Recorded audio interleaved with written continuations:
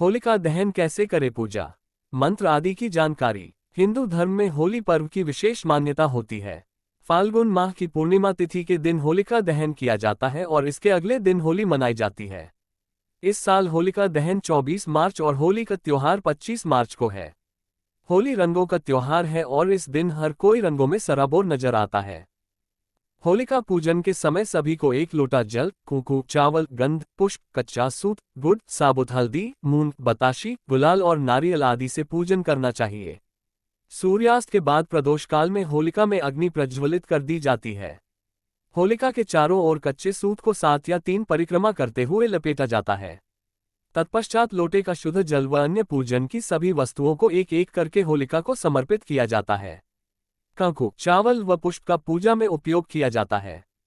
सुगंधित फूलों का प्रयोग कर पंचोपचार विधि से होलिका का पूजन करके पूजन के बाद जल से अर्घ्य दिया जाता है। होलिका पूजन के समय अकूटा भयत्रस्ते कृतात्वम होली बालिशय तस्वा पूजयिष्यामि भूति भूति प्रदायिनीम मंत्र का उच्चारण करना चाहिए। होलिका दहन होने के बाद होलिका में वस्तुओं की आहुति दी जाती है। उनमें प्रमुख तौर पर कच्चे आम, नारियल, 7 प्रकार के धान्य यानी गेहूं, उड़द, मूंग, चना, जौ, चावल और मसूर आदि 7 धान्यों से होली की पूजन किया जाता है। इस पूजन के समय ध्यान में रखने योग्य बात यह है कि आपका मुंह पूर्व या उत्तर दिशा की ओर रखकर ही पूजा में उपरोक्त सामग्री का प्रयोग करें। साथ ही होली के समय आने वाली नई फसलों के धान्य को खासकर होली में अर्पित करके पूजन किया जाता है और होलिका मां से अच्छे धन धान्य और अच्छे जीवन की मांग की जाती है। होलिका दहन के मुहूर्त के समय जल, मौली, फूल, गुलाल तथा गुड़ आदि से होलिका का पूजन करने के बाद गोबर से बनाई गई ढाल व खिलौनों की 4 मालाएं, जिनमें पहली पितरी, दूसरी शीतला मां, तीसरी रामभक्त हनुमान तथा चौथी अपने घर परिवार के नाम की लाकर अलग से घर में सुरक्षित रख ली जाती है। सार्वजनिक होली से अग्नि लाकर घर में बनाई गई होली में अग्नि प्रज्वलित की जाती है। अंत में सभी पुरुष कुकू का टीका लगाते हैं और महिलाएं होली के गीत गाती है। इस दिन घर के बुजुर्गों के चरण छूकर मंगलमय जीवन का आशीर्वाद लिया जाता है। पौराणिक मान्यता के अनुसार होली की बची हुई अग्नि और राख को अगले दिन सुबह घर में लाने से घर का और परिवार के सभी सदस्यों का अशुभ शक्तियों से बचाव होता है। होलिका दहन मुहूर्त। संभवतः होलिका दहन का प्रावधान भारत में ही है। यह एक तरह से बुराई पर अच्छाई की जीत का प्रतीक है। होलिका दहन रंगों वाली होली के एक दिन पहले यानी फाल्गुन मास की पूर्णिमा को किया जाता है।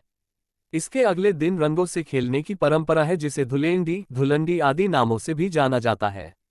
होलिका दहन की कहानी। पौराणिक मान्यता के अनुसार दैत्यराज हिरण्यकश्यप खुद को भगवान मानता था, लेकिन उसका पुत्र प्रहलाद भगवान विष्णु के अलावा किसी की पूजा नहीं करता था।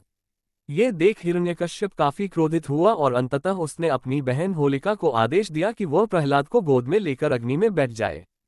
होलिका को वरदान प्राप्त था कि उसे आग से कोई नुकसान नहीं पहुंचेगा, लेकिन भगवान विष्णु की कृपा से प्रहलाद आग से बच गया, जबकि होलिका आग में जलकर भस्म हो गई। उस दिन फाल्गुन मास की पूर्णिमा थी। इसी घटना की याद में होलिका दहन करने का विधान है। बाद में भगवान विष्णु ने लोगों को अत्याचार से निजात दिलाने के लिए नरसिंह अवतार लेकर हिरण्यकश्यप का वध किया। होलिका दहन का इतिहास। होली के त्योहार के बारे में कई प्राचीन जानकारी भी है। प्राचीन विजयनगर साम्राज्य की राजधानी हम्पी में मिले 16वीं शताब्दी के एक चित्र में होली पर्व का उल्लेख मिलता है। इतना ही नहीं, विंध्य पर्वतों के निकट रामगढ़ में मिले ईसा से 300 वर्ष पुराने अभिलेख में भी इसका उल्लेख मिलता है। ये भी मान्यता है कि इस दिन भगवान श्री कृष्ण ने पूतना राक्षसी का वध किया था। इस खुशी में गोपियों ने उनके साथ होली खेली थी। होलिका में दें इनकी आहुति।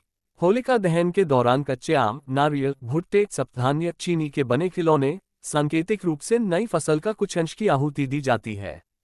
होली की मान्यता है कि होलिका की अग्नि में सेक कर लाए गए अनाज खाने से व्यक्ति निरोग रहता है।